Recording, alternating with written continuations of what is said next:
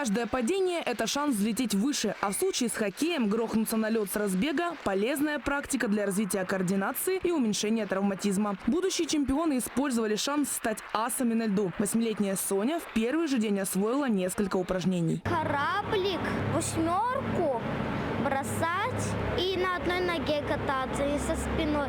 Там разные есть упражнения, очень крутые. И мне нравится все.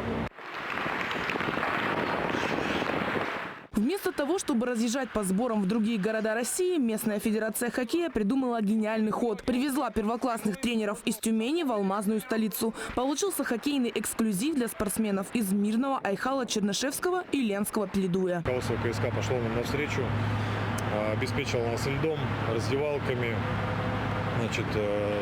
тренерскими комнатами. Все, что требуется, для работы команды ДВ. Общее количество участников в данный момент у нас 80.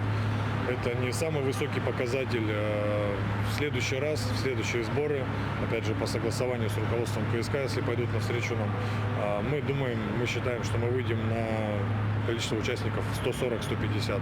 Тюменский АС-центр ДВ специализируется на подготовке профессиональных хоккеистов с 4 лет. Основа этого спорта – катание на коньках с шайбой и без нее. Большую часть сборов посвятили этому. Однако, чтобы уверенно вести себя на арене, нужны и сухие тренировки в спортзале. Оказывается, в руках хоккеиста на занятиях может оказаться и теннисный мяч.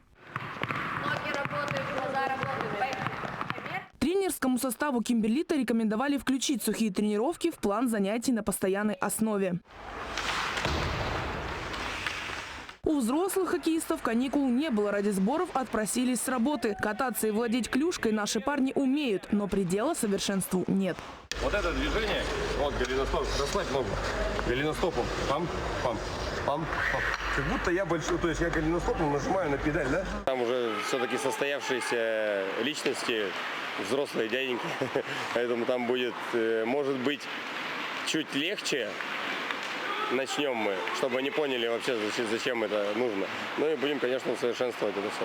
За неделю сборов каждая группа хоккеистов получила по 13 тренировок на льду и столько же на земле. И взрослые команды уже готовятся применить полученные знания в игре. 8 ноября стартует хоккейный турнир на призы профсоюза «Профалмаз». Кристина Каширина, Алена Боровкова, Сергей Коротких, Александр Заднепровский. Медиакомпания «Алмазный край».